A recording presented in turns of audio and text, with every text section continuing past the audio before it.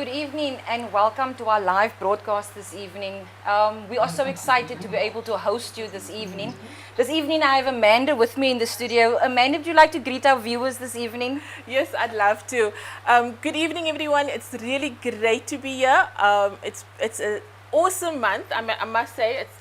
Yeah, in the Women's Month. Yeah, it's Women's Month. It's been so awesome, and this evening we also have a few of our leaders from other provinces. We have Pops from Durban, we have Rosemary from the Eastern Cape, and we also have Kaylin from Gauteng. Yes. And Amanda, tell me, what's happening in your area? Well, lots of things, Tina, lots of things. I am basically in Sea Point, Camps Bay in Cape Town, and it is going amazingly. We are handing out food, and surprisingly enough, when people talk about Sea Point and Camps Bay, they think there's no lack of food or anything like that. But it's actually contrary. Wow. You know, there is a lack. There's people that is hungry out there. And besides that, we are looking at training people out there, getting them skill. Okay. And I think that is so great, especially for this month, you know, that we just on an educating buzz all around. That's awesome. I mean, we always look at areas and we think that a certain area, is sorted. We don't need to. Yeah. And I mean, that's so awesome that you actually go into to every area, and that's exactly what we need to do in this movement, is go out to every area. Myself, I'm from the Drakensberg and the Cape Winelands area. And we've decided, for this month of Women's Month, we've decided, instead of giving out food to people that last a half an hour, we've decided to plant gardens. Wow. So we've been planting vegetable gardens. We've tried to actually to basically go and in every ward, around about 10 gardens in every ward. So we've been doing this in Franshoek, in Stellenbosch, in Paarl. We've been doing it in different areas, and that's been going well. I mean, that is one of the projects that we have been taking on for this week, because we want to teach people, as you said, we need to educate. So we want to teach people that it's not always about a handout, but it's about being able to equip yourself, to sustain yourself and your family. So yeah, I'm excited. I'm excited for this movement. I don't know about you, but this past 3 weeks even, we've learned such a lot. Last week's broadcast, we've learned such a lot of things. And tonight, we are actually going to talk about a very interesting topic. Yes. We're going to, I'm saying, viewers, get ready, because tonight we're going to speak about gender inequality. And this is something that many women don't realize actually they may be a victim of. It's something that we even don't realize the impact it actually has on families and on women. Amanda, tell us your views on this topic. Tina, I'm out in Sea Point, right, and Camps Bay, and I get to meet amazing women out there and amazing people and business owners. And what I've actually realized is that when it comes to gender inequality, is that women really get the short end of the stick. Even when it comes to their businesses and stuff. I actually found out in the course of this week, when we were just busy educating the women out on that side, that the Global World Economy Forum has stated that that a woman earns 54% of a man's salary. Sure. And not just that it will take 202 years to close that gap. My word. I was shocked. I was like, no, man, that cannot be happening. That's just not right. I mean, no, it's not. So I mean, here we have this amazing woman that's out there, that's fighting the battles, that's doing what they have to do, and yet they are still being held back. Yeah. I mean, this is for such a topic. I think we if you don't even understand, because sometimes we talk about things, we don't actually understand the actual subject or the topic that we're speaking about. But if I can just break it down for you quickly about what gender inequality is, it's actually just an imbalance or an unequal treatment of an individual based on their sex. Yes. And in today's life, if you look, even we are a country that are actually very traditional as well, in some of our cultures as well. Correct. So, their view of a woman is you are a housemaker or a homemaker. You are there to bear children. You are supposed to be in the kitchen barefoot and Correct. pregnant, as they would always say. Yeah. So, you know, but in today's life, we have women that are in the front line. We have women that are making such impact in so many people's lives, but we don't get the recognition that we should get. That's true. Like you're saying, I mean, Yeah. 200 years before Yeah. before we can even get that equal salary. I mean, how ridiculous could that possibly be? Correct. And I mean, even our Bill of Rights says that everybody, be it male or female, is equal in front of the law. But yet, we are still struggling with this. This is like an ongoing, and this is a hot topic, eh? This is like we're sitting on a hot potato here. I mean, it's easy to say, it's easy to have it on paper. It's easy to have a document that says we all have equal rights, but is it actually practiced? Is it actually in the workplaces? Is it actually being done out there?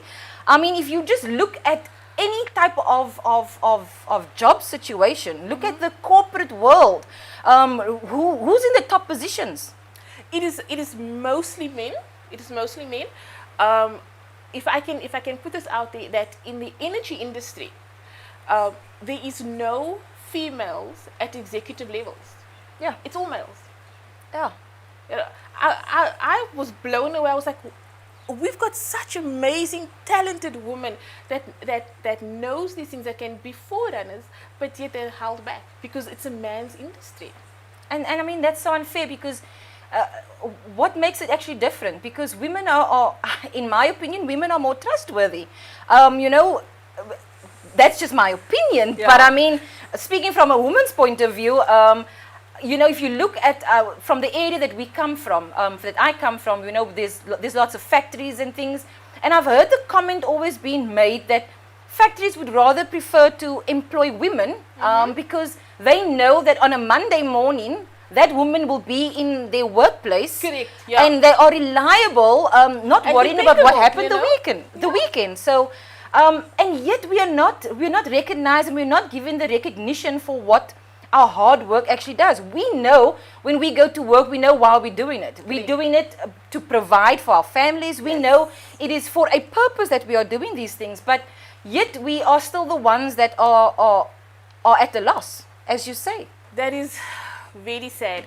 And if you look at the gender inequality, there's many reasons for it. And I mean, one of it is lack of education. Yeah. You know, a woman is not allowed to be educated. Yeah. And yet this is part of your right, your basic Sure. right.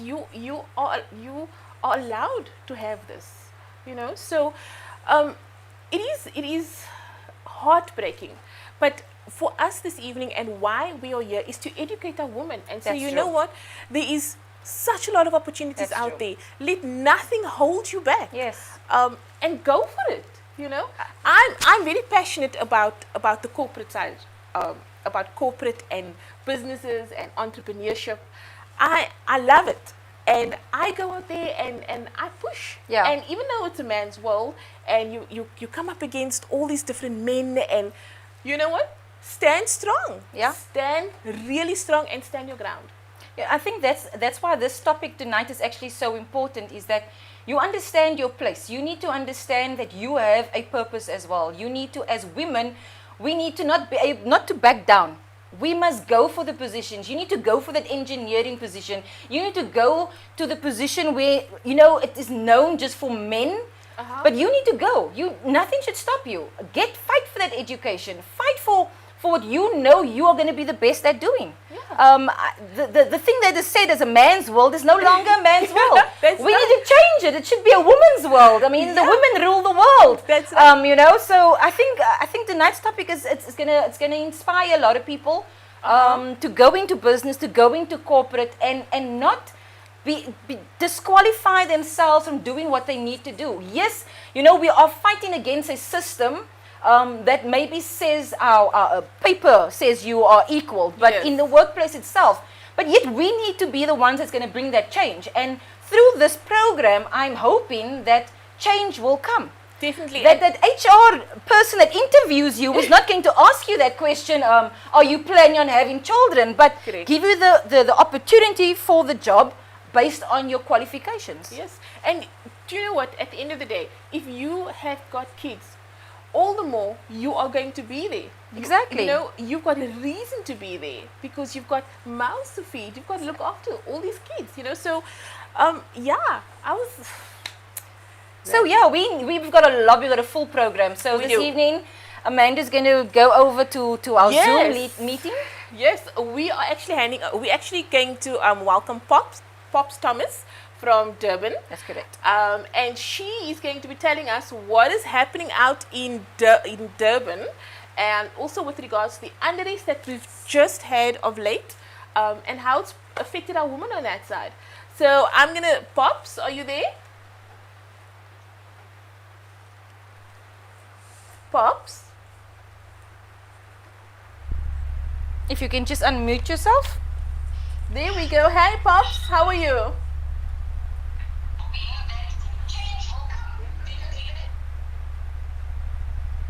Pops, are you there?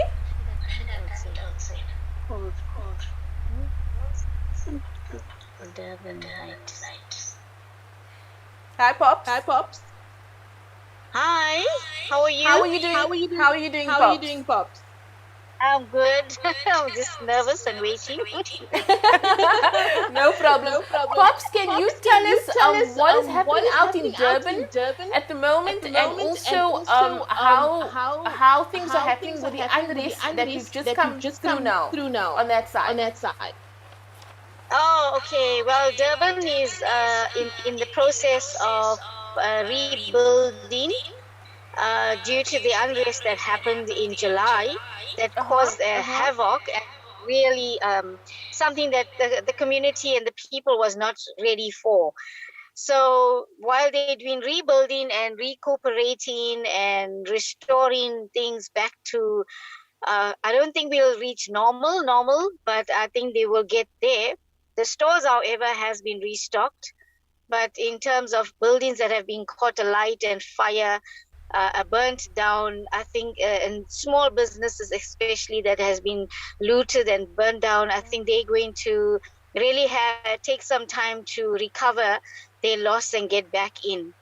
So coming to the actual unrest, I mean, it was amazing. It was something that we've never faced before. But one thing that stood out, and especially with communities that were affected, and my community where I live in Woodlands, which is part of Montclair and Yellowwood Park, was also affected very badly. Our mall got looted completely. Some businesses burned down, and currently, right now, we don't even have a mall. Our ShopRite was looted completely empty. And so making shopping experience now is a difficulty because we have to leave our community and go somewhere else to shop. So other than that, what I've seen in our community was people that I've lived there for 20 years and I know the people around me. But for this unrest, oh my God, people just came out of their homes, barricading and supporting one another just to protect our homes and our properties from being looted. And I especially, as a female, I don't know, Sunday night I was the only female out there. I joined my husband and we went down with the other men that was there, protecting and putting barricades and just keeping neighborhood watch and watching over all of us. And we formed a neighborhood watch. We formed we reinvigorated the CPF because when I called our counselor to find out what was the plan of action, and he had nothing. And so I had to tell him, well, let's get something going. And then we managed, together with him and other community leaders, managed to get a group together to patrol the different areas. And together with SAPS, I must say, we must thank SAPS that they joined us and they gave us the ultimate support because they needed our help more than we needed their help. They were really short-staffed, and so they were not prepared at all to take control of the situation. Yeah. And then the looting happened, and I have never seen people come out in their thousands to just loot. And it so happened after 4 days of looting, we had the minister come there because Tastic Rice is a road below where I live. And then he comes there, and then we see that There was ammunition that was looted and all of that. Wow. So, for us as a community, apart from being I live in a multiracial community. So one thing was certain, that the woman came out. So I'm so proud. Woman was there. Ladies were, after I did the first night, I think they pulled up the courage and they all came on board. Then we had all races being represented thereafter, protecting one another from the criminal element that may happen. What we were trying to do was avoid the Phoenix incident. In the Phoenix incident, the criminals took advantage of the situation, and they did horrendous things in the light of protecting their homes and property. I don't condone that, honestly, because there shouldn't have been any deaths. But unfortunately, people died even in the looting. Wow. We found dead bodies where the looting took place, and no one is speaking about that. Those families that have lost those people, and who do they belong to? So there were quite a few of deaths, and so the racist thing that came up in Phoenix, we try to avoid it in our area. And I'm thank God that we all came together as a community. The mayor came and had a community meeting with us, inciting racism, and we put a stop to that as well. So I think that at the end of the day, this unrest was a catch a wake up for the people in the community, and to show that Durban, especially in eThekwini, that no matter how much diversity we have, when it comes to taking care of one another, we do take care of one another. And if there was any way that they were politically, taking it to the left to bring racism out of it, I think that really fell short, and it was smashed. I'm going to use the word smashed because it was smashed down as fast that it was raised up, because media took advantage of this.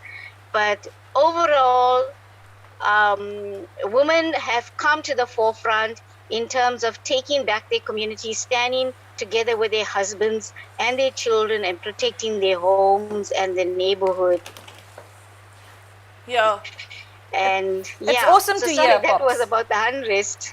It's awesome to hear what's happening and how women are actually standing up in the area. I mean, that is most of the time it's a situation where people actually are running away.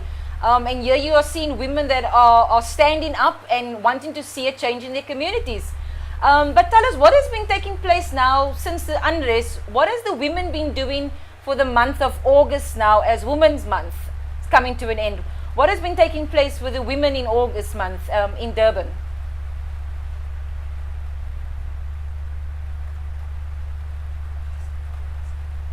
So I'm not quite sure if you could hear me, Pops. But we just want to hear what is actually taking place in your area for the month of August. What has been done in the areas? Has there been any projects? Obviously, the rebuilding has taken place, and it's awesome to hear how many women, stood together in this time of unrest.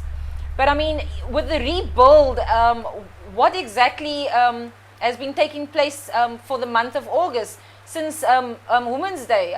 What has been taking place in Durban from your side?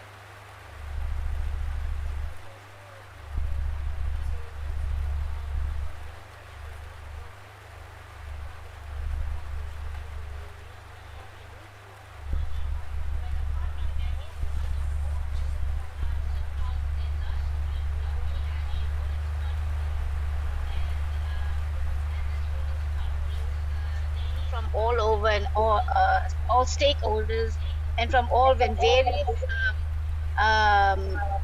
states of living standards was present, and we shared about how to reconnect and rebuild, especially the fact that with women we come, we bring the heart into the, so we don't just use our mind.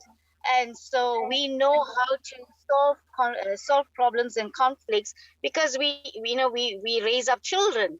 So we've learned over the years how to solve issues. And I think with the rebuild from the unrest coming along, some women that spoke on the deaths, and how it affected them, really shared the especially depression and the sadness that came around it. A lot of them it awakened things up that they never felt, and so that was an opportunity for us to share our hearts and help one another as women and rebuild from there. So there was a lot of apologies and forgiveness that took place, and people were repenting as well. And I think the most important thing was to say sorry for the things of the past, that probably was the cause of all of this.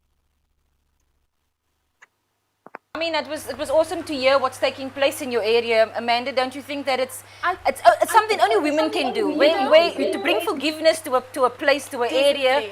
I mean, we hearing from women, and I want to say thank you to the women in Durban for the great work they've done. Thank you to Pops for sharing that with us, and showing the hearts of the women in Durban. True, and I mean, if I can just add on that, Tina, the mere fact that if women can do that, the kids watch them, and they actually imitate their mothers. They see, wow, this woman is doing this. That's something that I want to do, and it actually becomes part of their life. Yeah, irrespective of what took place, they see their mothers going out and forgiving those, or making change, or bringing healing even to a province or to a city. So I mean, it's great to hear. It's great to see. But now we're gonna cross over quickly to Kaylin, and Kaylin is in Gauteng. Kaylin, are you there?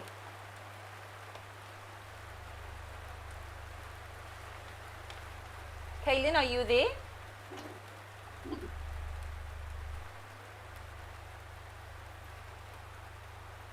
Hi, Kaylin. Welcome to the broadcast, Kaylin. Tell me, what's been taking place in Gauteng?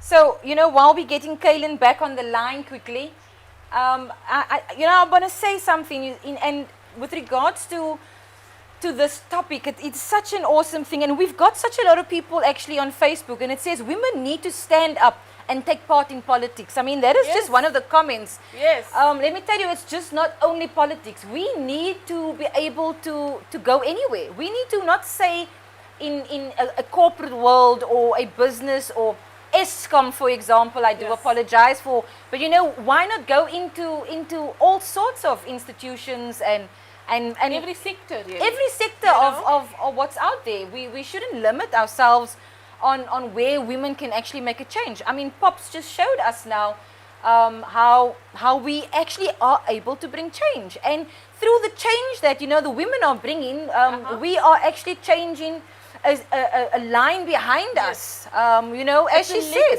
as a legacy. That's correct.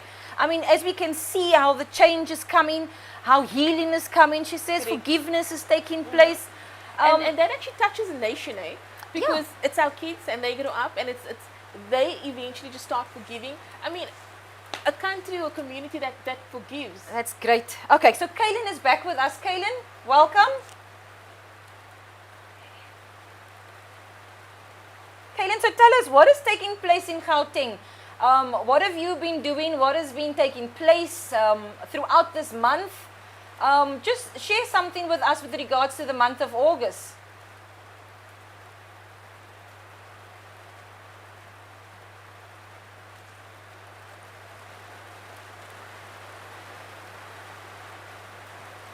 Kaylin, can you hear us?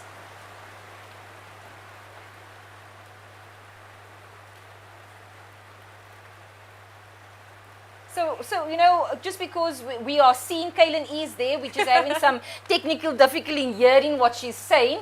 But I know that Kaylin. Good evening, leaders. There we are. There is it. Good evening, Kaylin.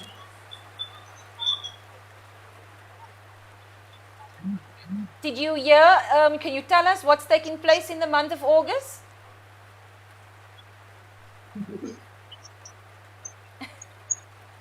Good evening to the panel.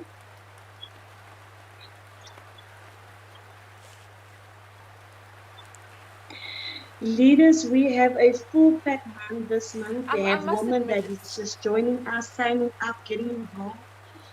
It's very sad when we go out there to see how the woman is suffering out there, how they are living in poverty and that. So we are like bringing hope to them. So they are joining us. Okay, so that's awesome. I'm glad to hear.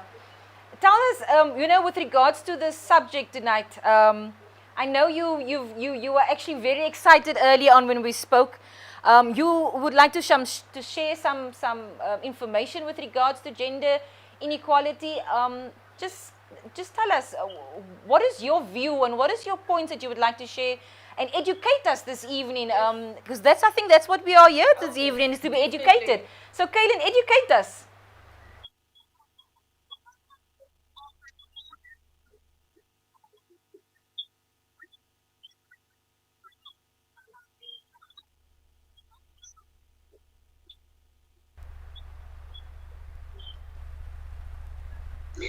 So I was like amazed. I was shocked when I researched on the inequality on in the workplace that's currently in South Africa. So the first point that I discovered when doing research is that men hold a 68% of management positions, where women only hold a 32% in management position. Wow,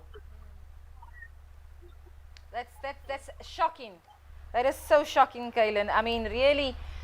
Tell me, when, in your view and with the research that you did, when things of this type of thing takes place in the workplace, for example, sexual harassment, what is the procedures and what is the after effects of these things?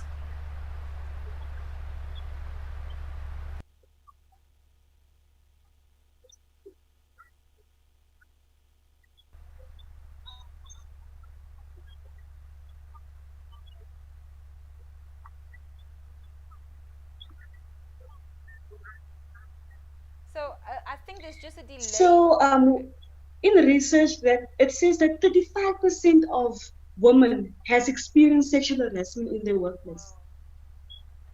That is just shocking to hear. actually heartbreaking. It is. I mean, and is this case is reported, or I'm sure there is much more, but I mean, what is the reporting got to do, and what is the after effects of having a case reported?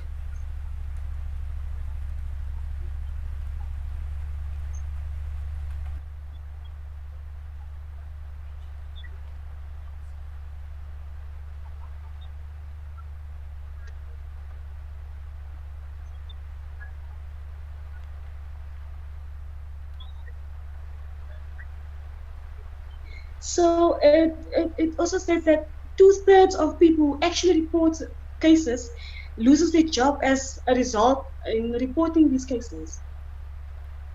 So what you're saying is actually, if a woman reports the matter, Yeah. she loses her job in any case. So what's the point? Yeah, so you either deal with it and shut up, or basically you report it, and it's actually so shocking. These are the type of things that we should actually bring to light, because too many times women feel victimized, basically, because what do I do if I open my mouth and I say something? I lose my job, I lose my income, and it's actually so unfair if you think about it. But Kaylin, is there anything else you'd like to share with us?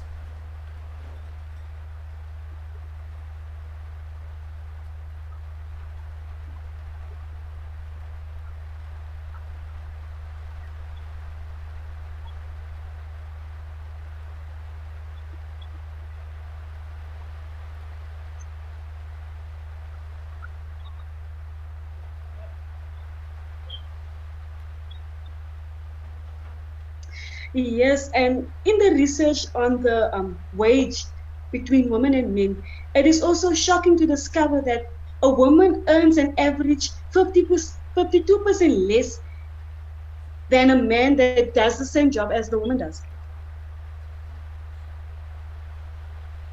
Wow. Kaylin, I'm I'm shocked at the information that you're giving us today.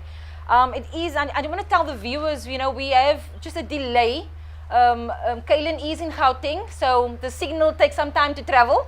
But we are still here, and we're glad that for the information that we're getting. So I'm going to ask the viewers, just be patient with us.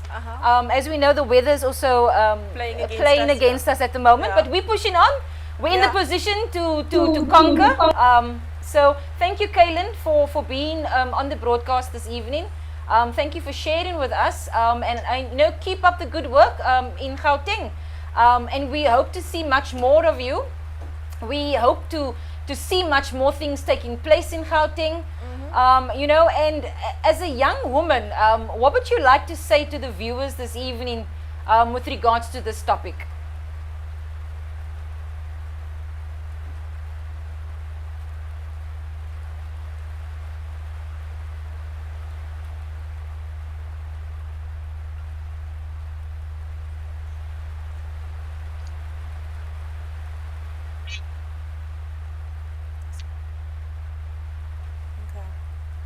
Not sure if Kaylin is still there. Yeah, I think we kind of lost her on that one. Okay. But I was listening to Kaylin, and just the mere fact that we can actually talk about this as women, Yeah. we can actually stand together.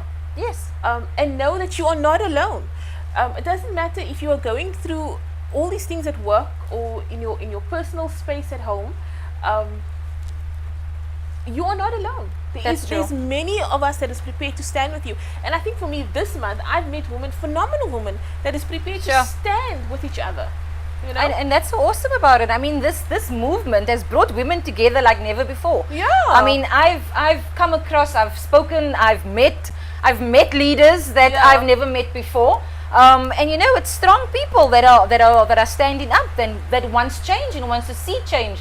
So once again, thank you to Kaylin and to Pops that has been there. Yeah. But I think we're gonna cross over now to we're going over to the Eastern Cape. Wow, we are going across the country to see what's happening in the Eastern Cape. So we have got Rosemary and Corin. That's correct. And we're just going to find out by them what is happening out in the Eastern Cape. Yes. I must say, it's so phenomenal to be able to chat to everybody that's in Gauteng, Durban, Eastern Cape. Exactly. Yeah. Doesn't matter what's happening. So, Rosemary, tell us what's taking place over there by you.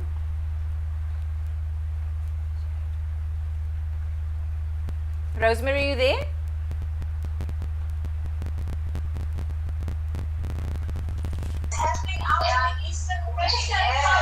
As I said, viewers, just give us a few minutes, technology, but we are conquering it, we are winning it.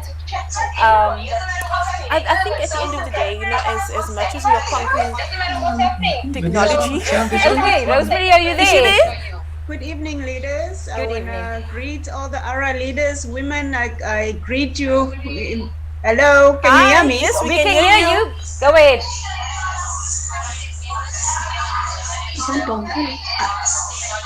I want to. Oh, down. Oh, okay. Oh, sorry. You can tell us what's taking place. What has Not very happened in the clear. month of August in your province? Yes, we are. Hello.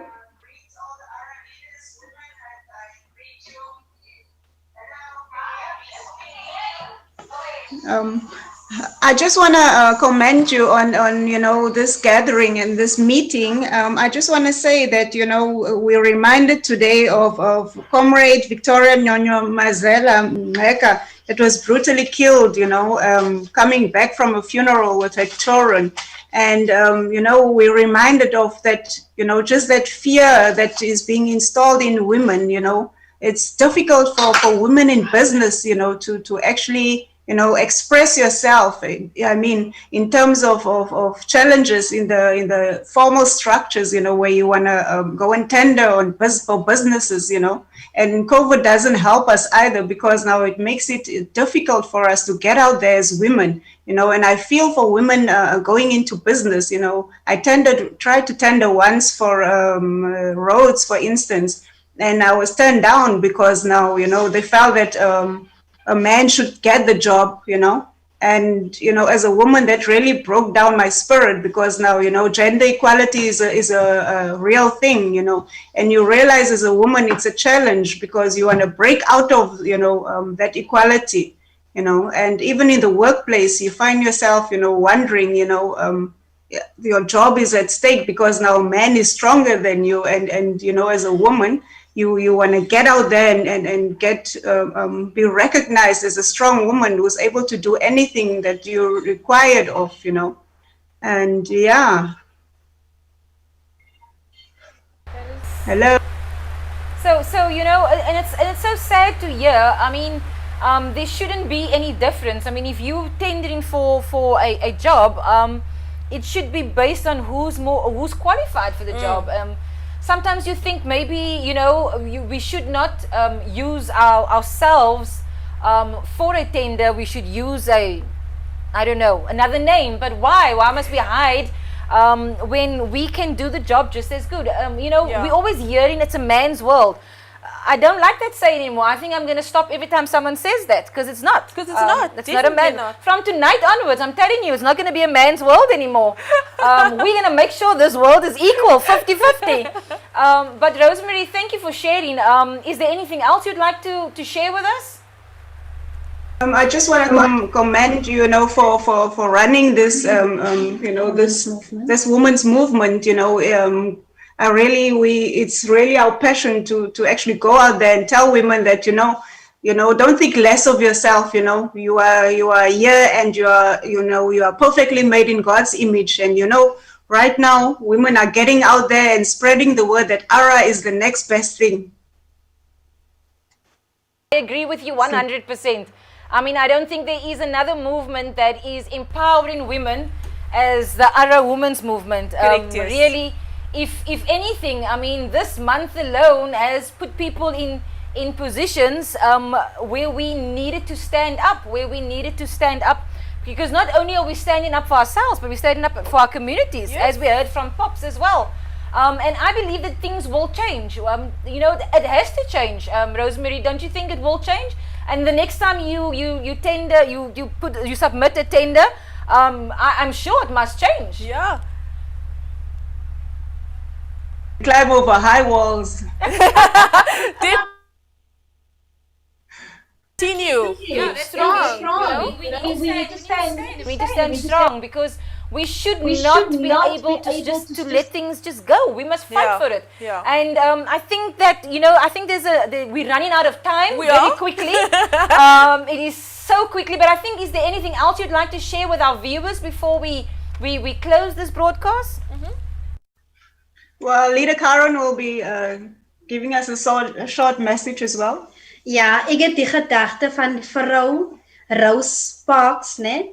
Wat ook op die 1 Desember 1955 het sy ook 'n stand ingeneem, en sy het voor in die bus het sy gaan sit terwyl dit apartheid jare was, en sy het nie haar sitplek vir geen persoon afgestaan nie. Terwyl die mense vir haar gesê het om op te staan en agtertoe te beweeg, het sy haar stand ingeneem en besluit sy staan vandag vir niemand op nie, en sy staan vir niemand terug nie.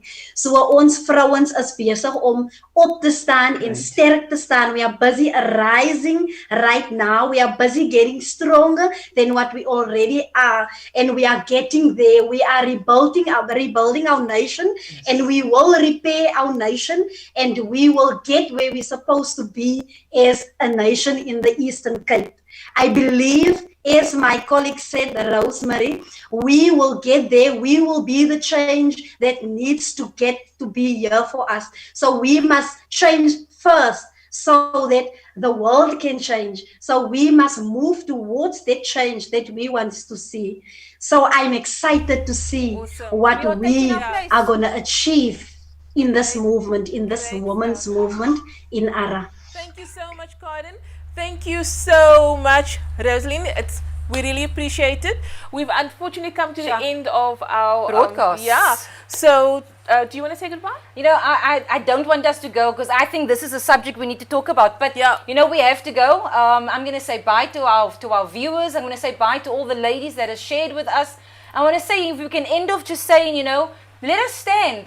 Let us not back down. Let us take our place like that woman on the bus. Yes. Let us not back down, but let us fight for our rights. Let us fight for our positions, and let us not back down. Perfect, awesome. From my side, thank you very much for an awesome time. Great woman, be strong, be courageous. Let us stand together as other women and as women in general. Thank you so much. Bye-bye. Bye.